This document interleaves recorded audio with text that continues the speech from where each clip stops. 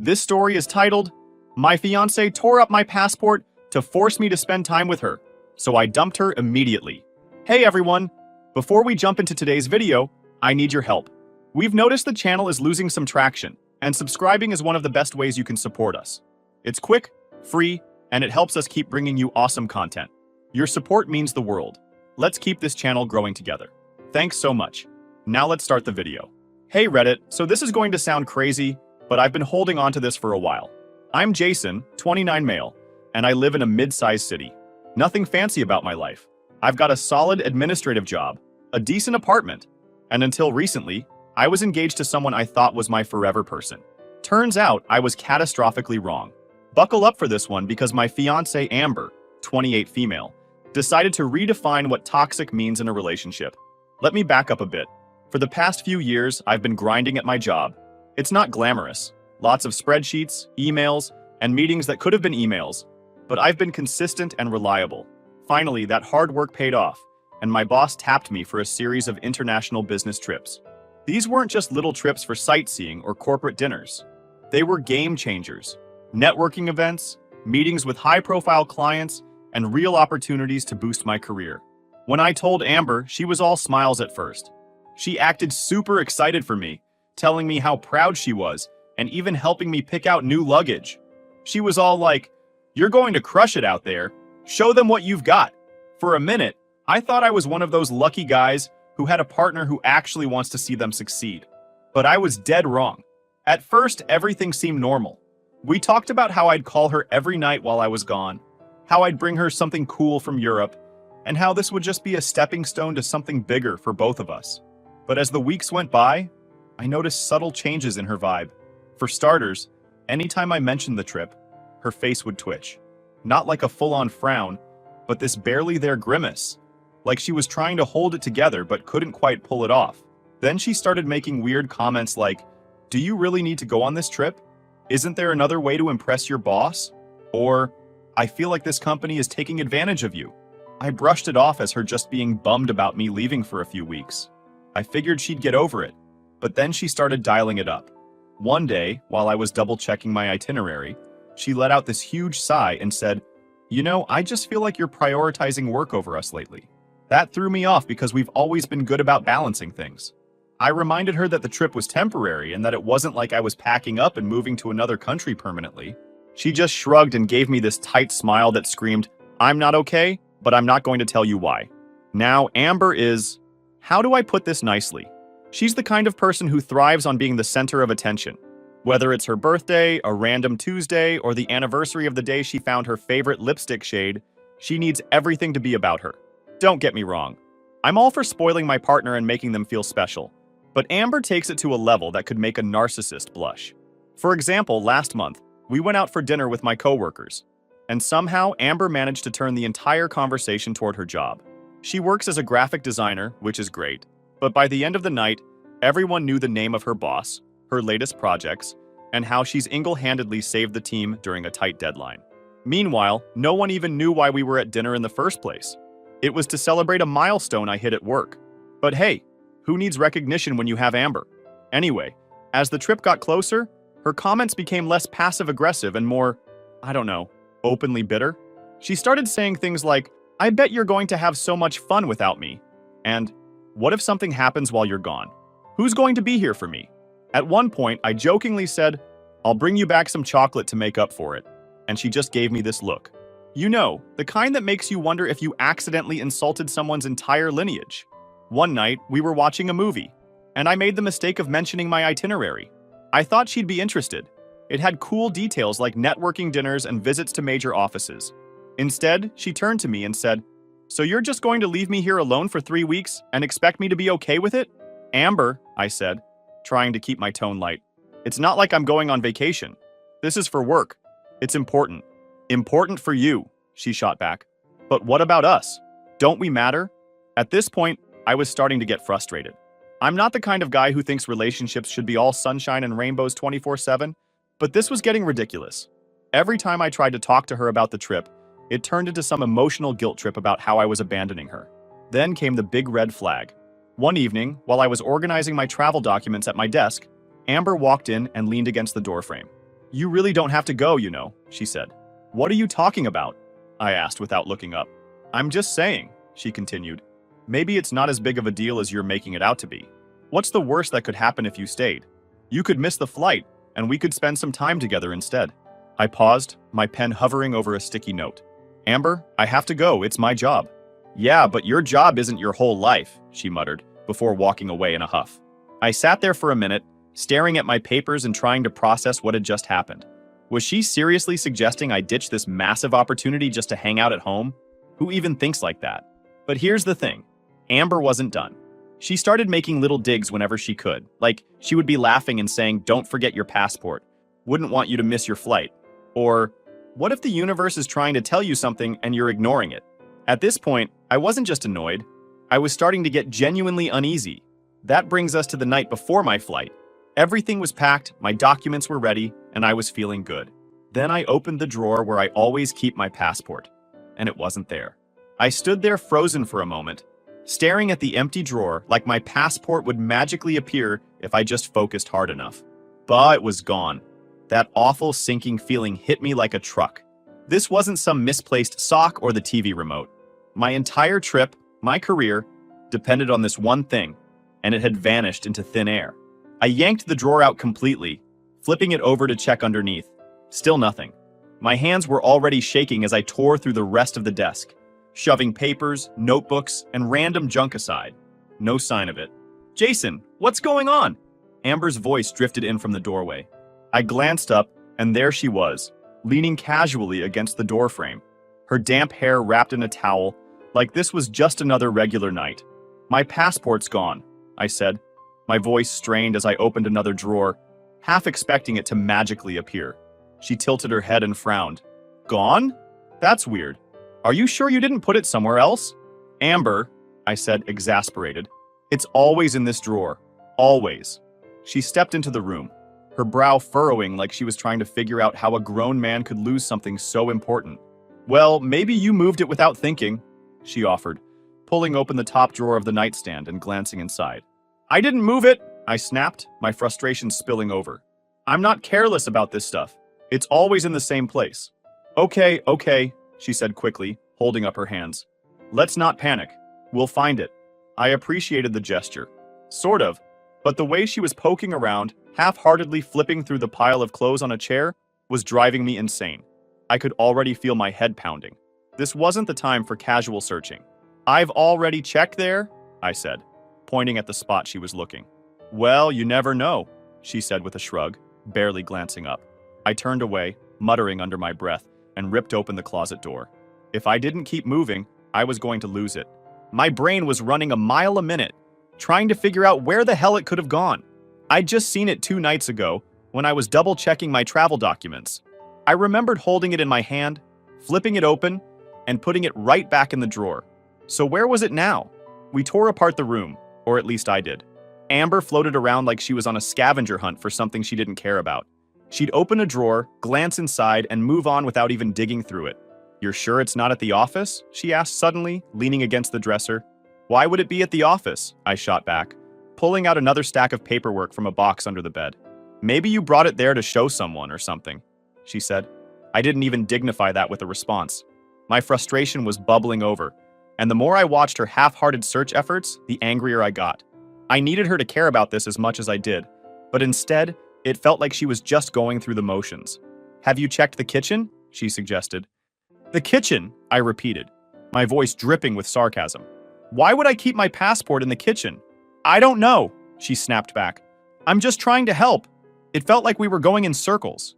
I was turning the apartment inside out, cushions off the couch, drawers emptied onto the floor, even rummaging through the laundry hamper for some insane reason.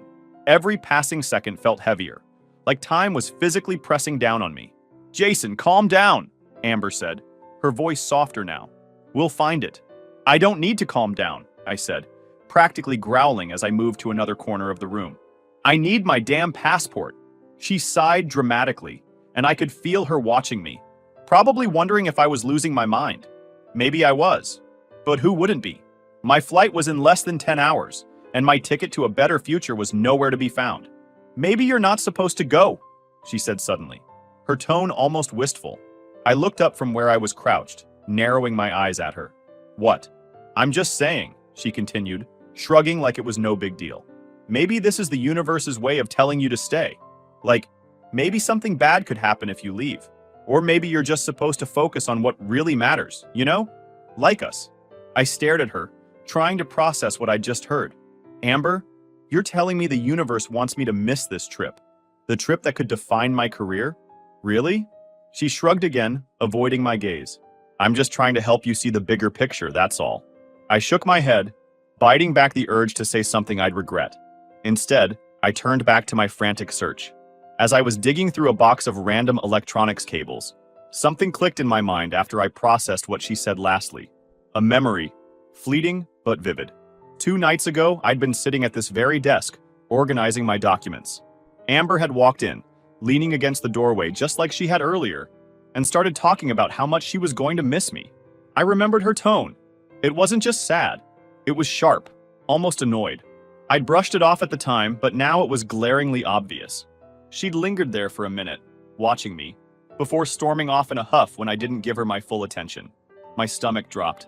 Amber was still standing there, scrolling through her phone now like she'd already given up on the search. My eyes drifted to her bag sitting on the floor by the couch. Her bag, the one she always carried around. I stood up slowly, my heart pounding in my chest. My rational brain was screaming at me to stop, to not even think what I was thinking. But my gut? My gut was already 100% convinced. Amber, I said, my voice tight. Where's your bag? She looked up, confused. What? Your bag, I repeated, already walking toward it. She frowned, stepping in front of me. Why do you need my bag? What are you doing? Just let me check something, I said, my tone sharper than I intended. Her expression shifted to something between defensive and insulted. Are you serious right now? You think I have your passport? Her tone, her body language. It was all wrong. I wasn't buying it. I don't know what to think, I said, my voice louder now. But I'm checking anyway. She stepped aside, her face hardening, and I grabbed the bag. My hands trembled as I unzipped the main pocket. Nothing but tissues, her wallet, and some random junk. Then I felt it, a hidden compartment inside. My fingers brushed against something flat and firm inside the hidden pocket of her bag. My heart skipped a beat as I slowly pulled it out. The sight of my passport, the navy blue cover with the gold insignia, made my stomach twist. Relief was fleeting. It was immediately replaced by anger and disbelief. She had taken it. I stood there for a moment, gripping the passport tightly, my mind racing. I couldn't fathom why she would do this. Amber was still standing a few feet away, her eyes widening as she noticed what I was holding. The color drained from her face, and she froze like a deer in headlights. Amber, I said, my voice low, though every fiber of my being was boiling over. What the hell is this doing in your bag?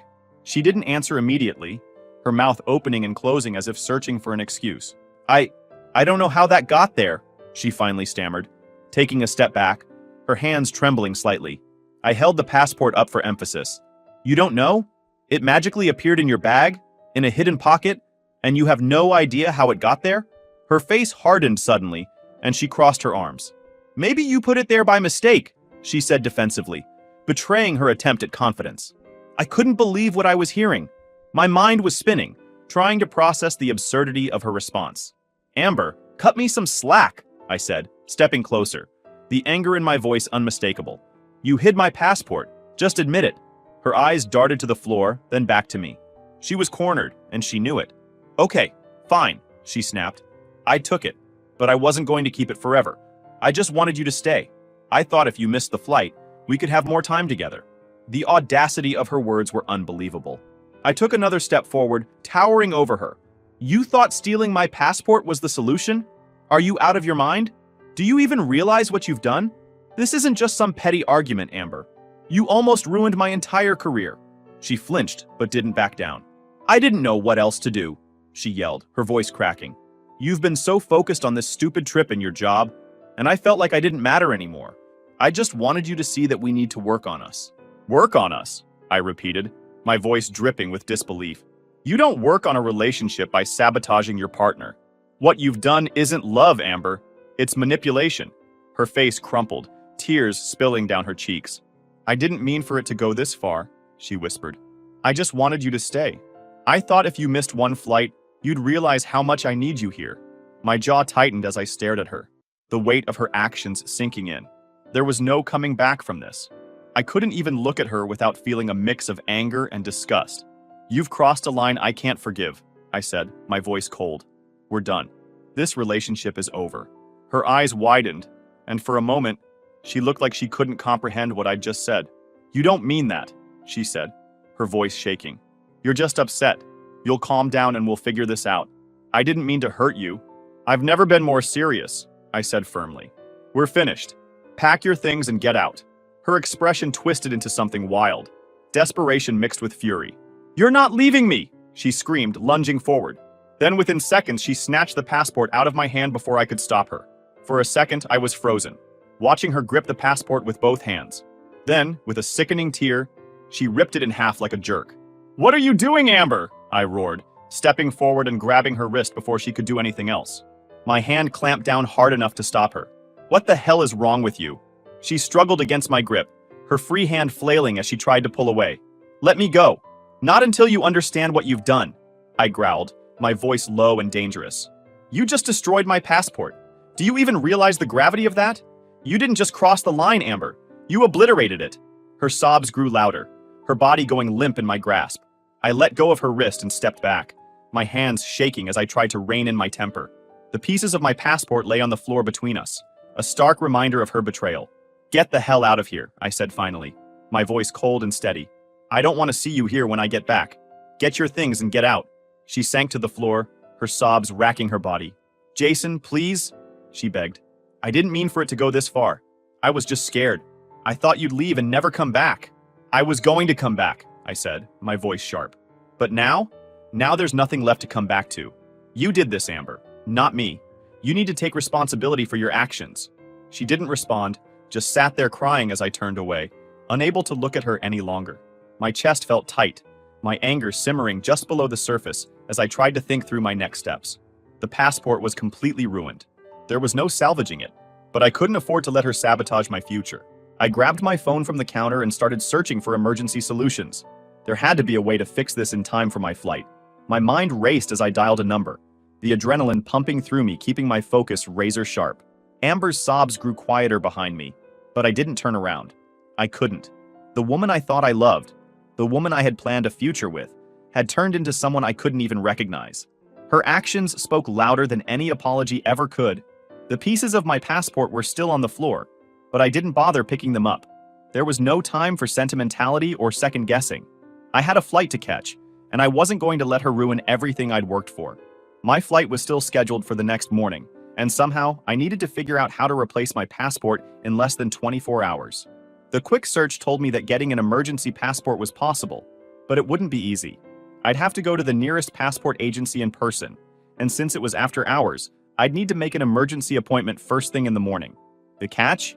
I'd need proof of my trip, government-issued ID, and a whole lot of luck. I called my best friend Caleb to ask for help. He immediately picked up on the urgency in my voice and asked what was wrong. I explained, trying to keep calm, that Amber had destroyed my passport. There was a noticeable pause before he responded with a shocked reaction, clearly struggling to process what I'd just told him. I laid out the details, how she had hidden it, how I found it, and how after I told her we were done, she tore it in half right in front of me. Saying it out loud only reignited the anger I was trying to suppress. Caleb didn't hold back, calling her actions next-level psycho, and asked if I was okay. I assured him I would be, but explained that I needed his help. I planned to get an emergency passport the next day, and needed someone to drive me to the agency to avoid any more sabotage from her. Without hesitation, Caleb agreed and asked what time he should be there. I told him it had to be early, 6 a.m. He promised to pick me up, and before we ended the call, reassured me that I was making the right choice by walking away from her. His words hit harder than I expected, but I knew he was right. After hanging up, I called the emergency passport line and explained my situation. They gave me an appointment for 7:30 a.m. at the nearest agency, which was thankfully only an hour's drive away. I spent the rest of the night gathering everything I'd need: my driver's license, a copy of my flight itinerary, and even an old photocopy of my passport that I'd kept for emergencies. By the time I finished, it was nearly midnight, and exhaustion was starting to set in. Amber had retreated to the bedroom and the apartment was quiet. I didn't bother checking on her. Whatever she was feeling wasn't my concern anymore. At 6 a.m. sharp, Caleb showed up, looking half awake but ready to go. He took one look at me and shook his head. "Man, you look like you've been through hell." "I have," I said simply, climbing into his car. The drive to the passport agency was quiet, save for Caleb occasionally muttering about how insane Amber's actions were. I mean, I knew she was a bit intense, but this is next level, he said at one point, shaking his head. "She knew exactly what she was doing," I said, staring out the window. "And I can't believe I didn't see it sooner." "Well, now you know," Caleb said, "and now you can move on."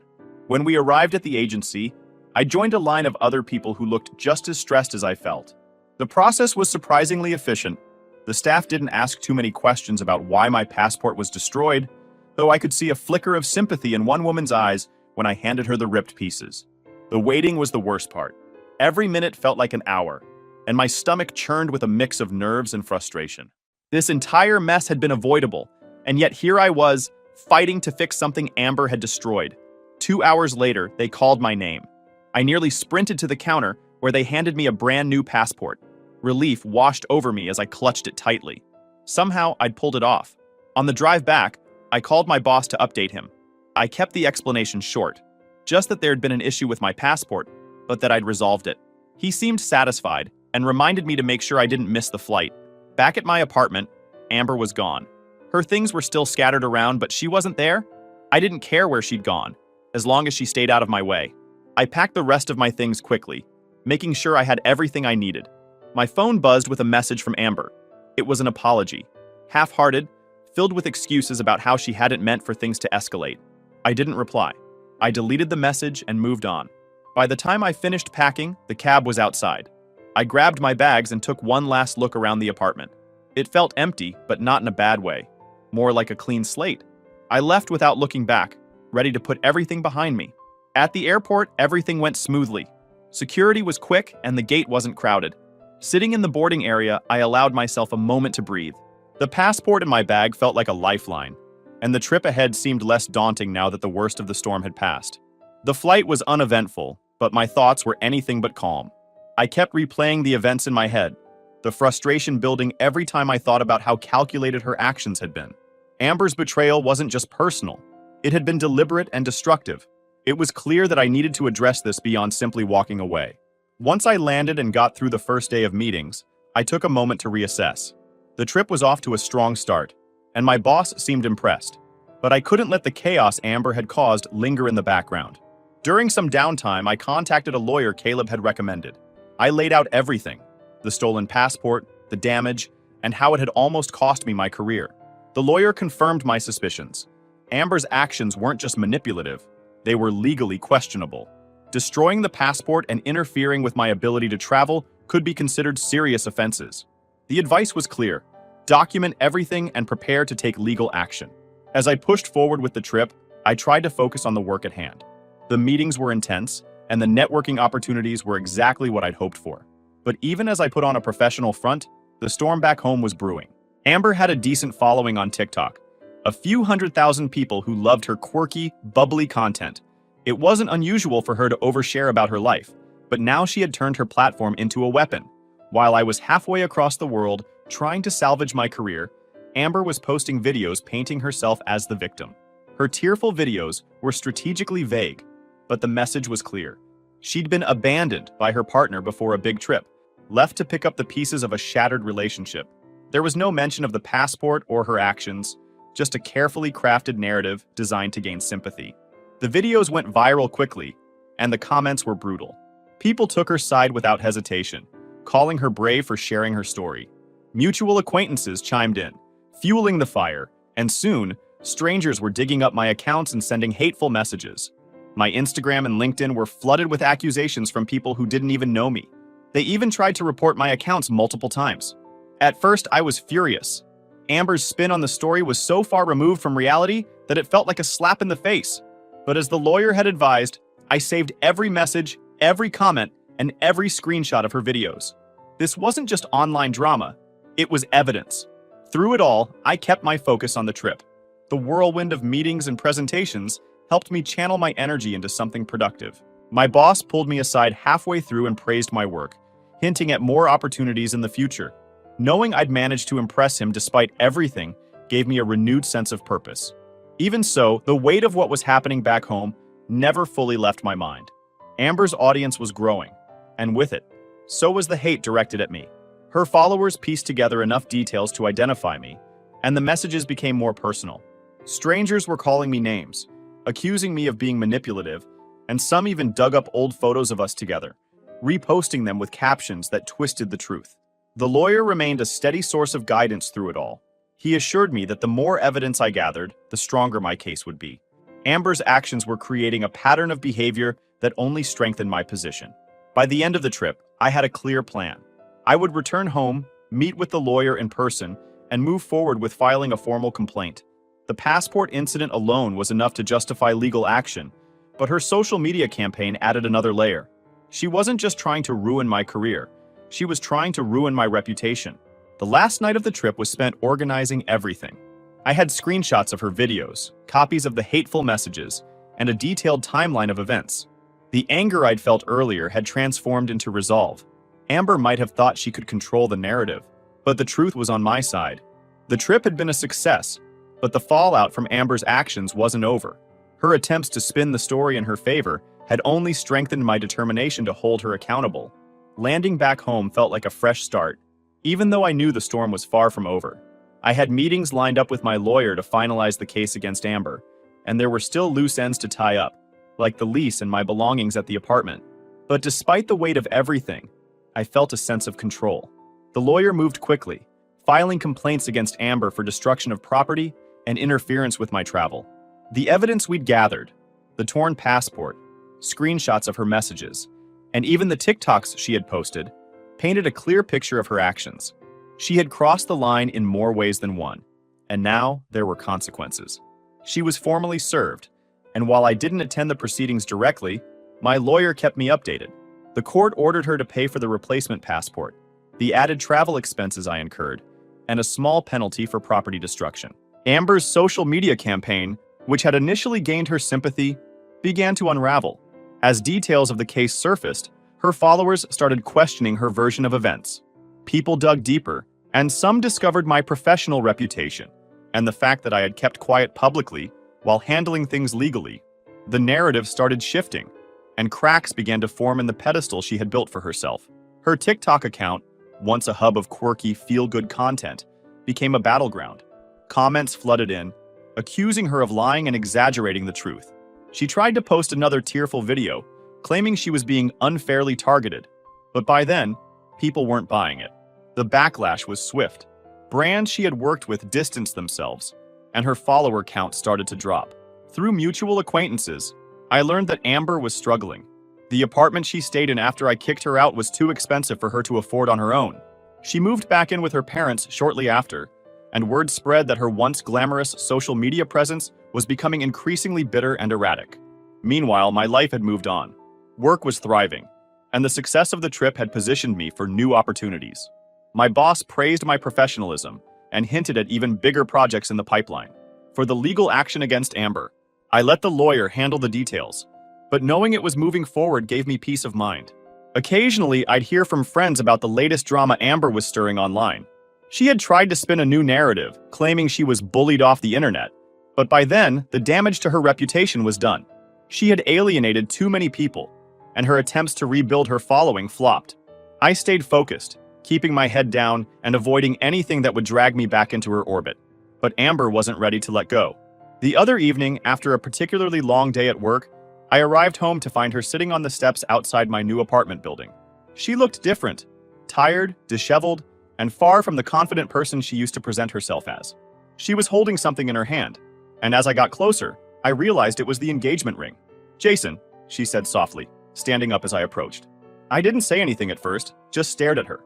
"I just want to talk," she said, her voice trembling. "Please." I crossed my arms, keeping my distance. "There's nothing to talk about, Amber. You made your choices." Tears welled up in her eyes, and she held out the ring like it was some kind of peace offering. "I messed up. I know I did. But I love you. I'll do anything to fix this." Her words felt empty, like an echo of the same excuses and justifications she'd given before.